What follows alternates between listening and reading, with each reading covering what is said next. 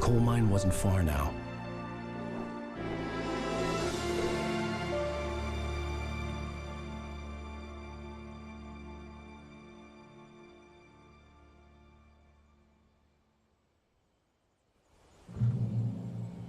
Today, I would meet the kidnapper, and he would give me Alice. I wouldn't give him any other choice.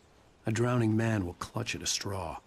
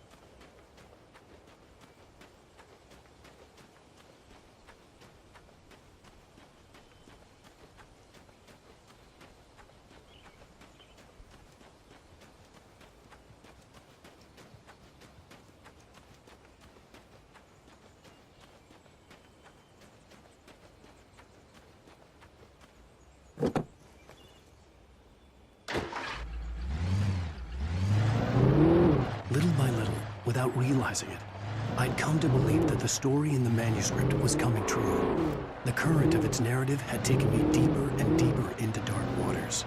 Alice had been taken from me. Barry was probably in jail. I was a fugitive from the FBI. The whole world taken over by the dark presence was trying to destroy me. It all felt real, but it matched a textbook case of insanity.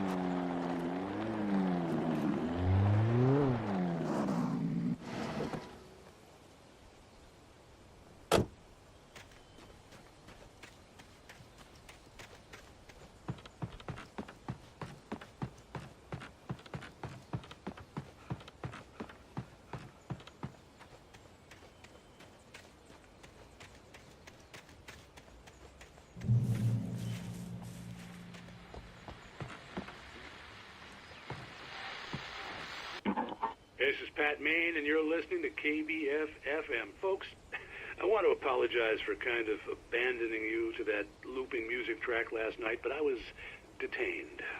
You see, I encountered a big-shot G-man with an itchy trigger finger who could use a lesson in manners and a boot in the ass. Not necessarily in that order either. Now, folks, I know I'm not being very informative here, And I apologize for that. I really should just keep quiet, but I'm just so peeved right now. Because some people just shouldn't be carrying badges. I'm just glad that our Sheriff Breaker was there to straighten things out. And if someone I met last night is listening, let me just say, I'm sorry if my mouth got you in trouble.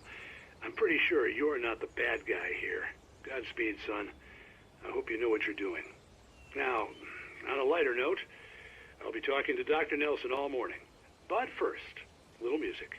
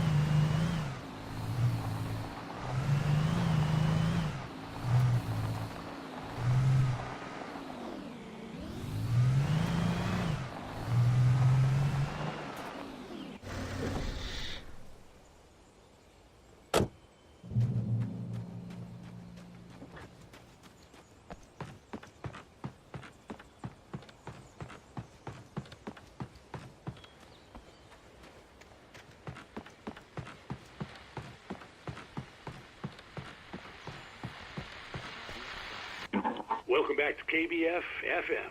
Hope you enjoyed that tune. Now, Doc, you were talking about life and finding that special someone, that soulmate. Well, you were talking about that. I was saying I don't buy it. Oh, see, to me, that's strange, because I always pegged you as a hopeless romantic. You got me there, Pat. But I think love's where you look for it. And you need to do a lot of looking, sure.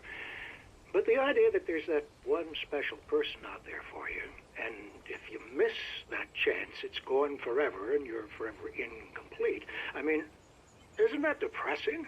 Or, heck, childish even? Hey, there's plenty of fish in the sea.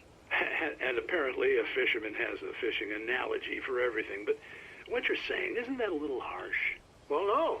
What I am saying is that your potential for finding that connection isn't limited to what's essentially a chance encounter. How is that harsh? Yeah, well, I guess that's a nice thought, but let me say something personal here. Okay.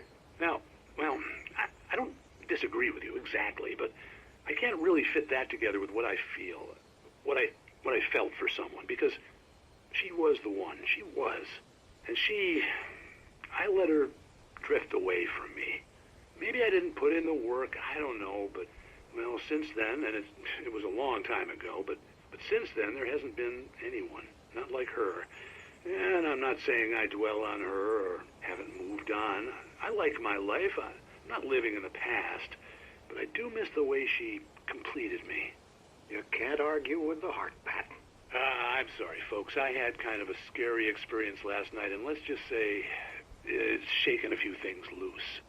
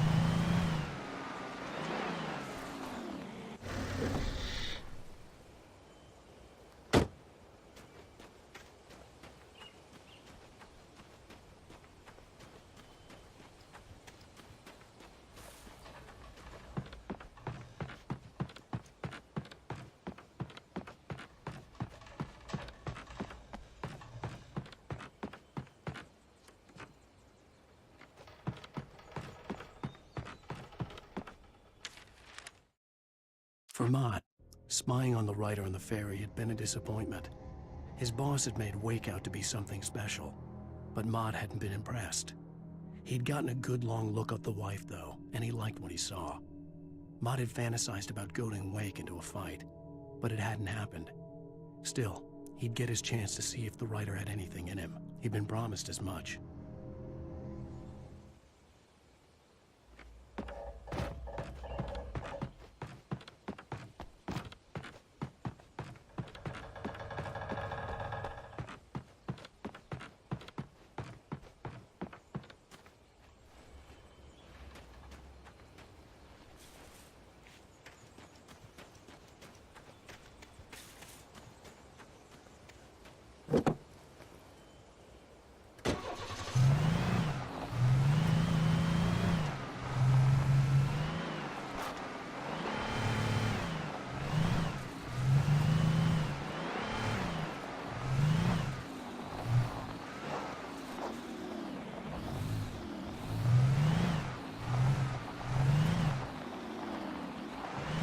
I was early. I was supposed to meet the kidnapper at noon in the main building. The coal mine was quiet. It was a museum now.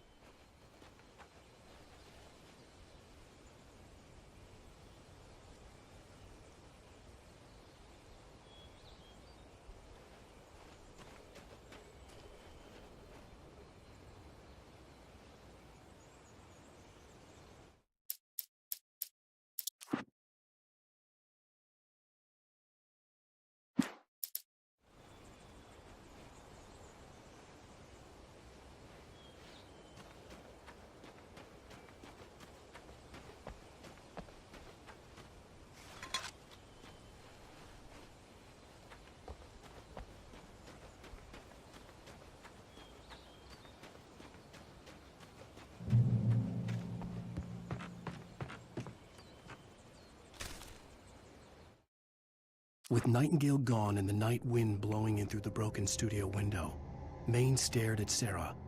The sheriff looked away. Maine's voice shook with barely controlled anger. That boy's doing more drinking than thinking. I hope you know what you're doing, Sarah. He's got a sickness in his eyes. You take my word for it. He wants Wake for a reason, and it's not for anything good.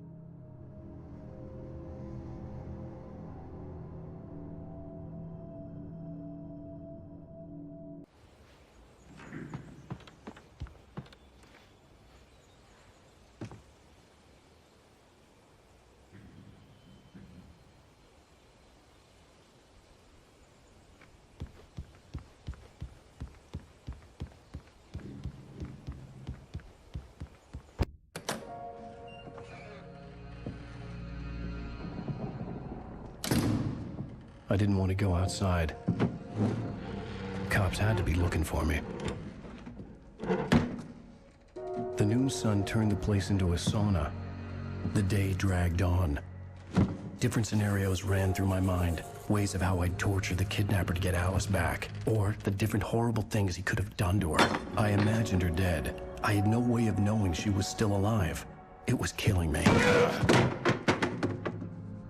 I was running on blind hope. It was all a waste of time. The bastard never showed up.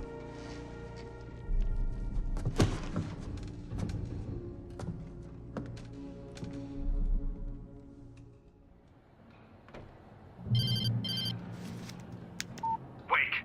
Where the hell are you? Change of plans. You know where Mirror Peak is? It's a big mountain north of where you are. You follow the path from the mine, you can't miss it. There's a lookout point there. I'll be waiting. I'm through being jerked around by wanna you. see your wife alive? Because if you do, you better watch what you say to me. Do we understand each other? I want to talk to Alice. Yeah, and I want the manuscript. Don't keep me waiting, Wake. Hello? Hello! Ah! I'm gonna kill him! I had to get to Mirror Peak.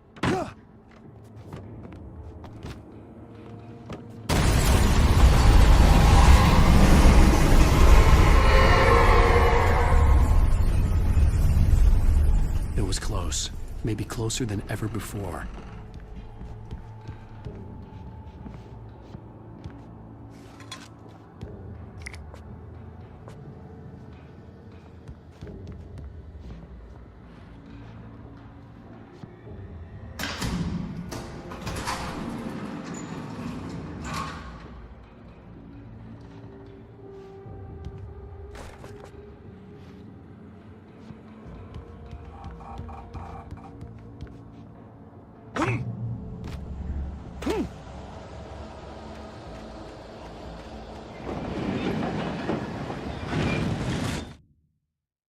When Thomas Zane fell for Barbara Jagger, it happened fast. She was young, vibrant, and beautiful, full of life. He had never been a very happy man, and without any seeming effort, she had changed all that. Zane felt good for the first time in his life. Everything she did was another piece of a jigsaw puzzle he hadn't even known he'd been missing. And best of all, she made the words flow, strong and sharp. She was his muse.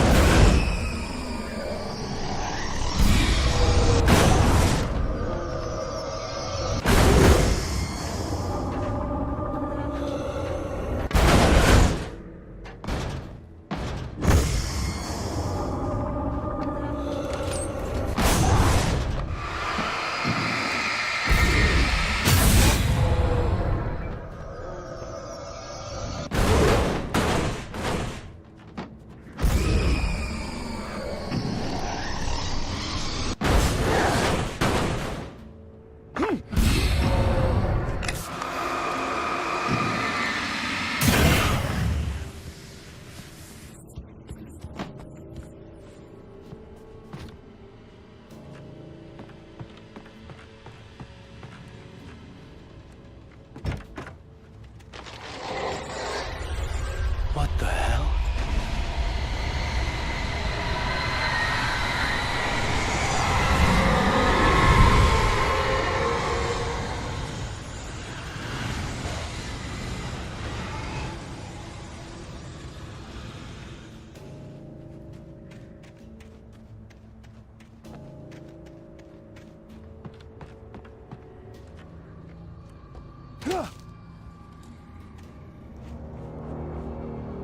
The only way to reach the hillside ahead was to go through the building. I had to find a way to avoid electrocution.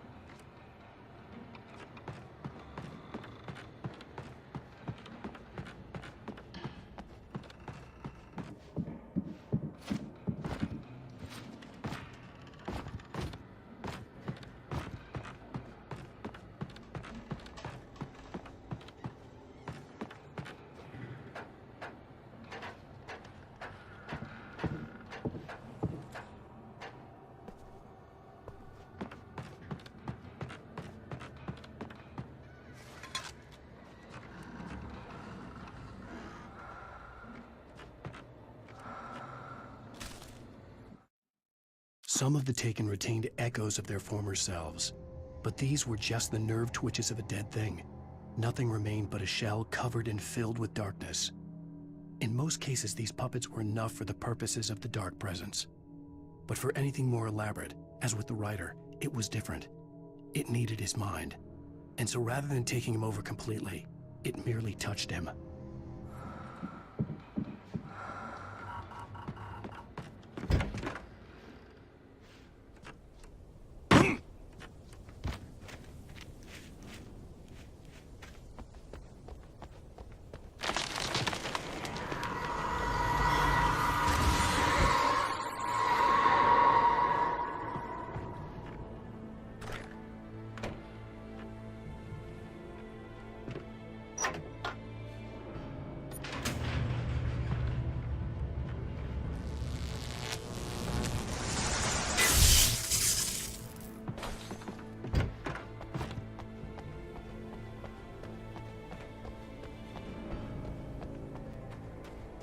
There was no way the flashbang grenades were standard power company equipment.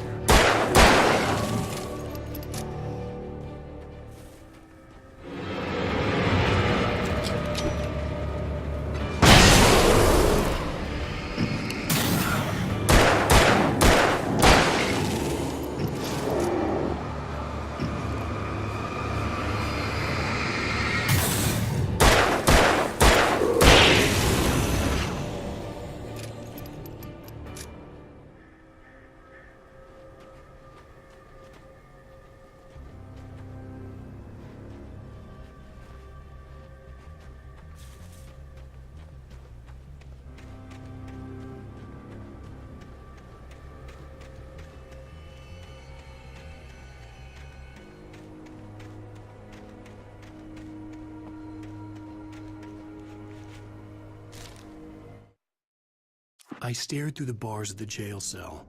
Barry stood behind me, swaying on his feet, looking as ill as I felt. Agent Nightingale stood on the other side of the bars with Sheriff Breaker. Nightingale had a stack of manuscript pages in his hand. He seemed unhinged as he gloated. "Well, I've got you now, Raymond Chandler. It's all here. All the evidence, including conspiracy to murder a federal agent."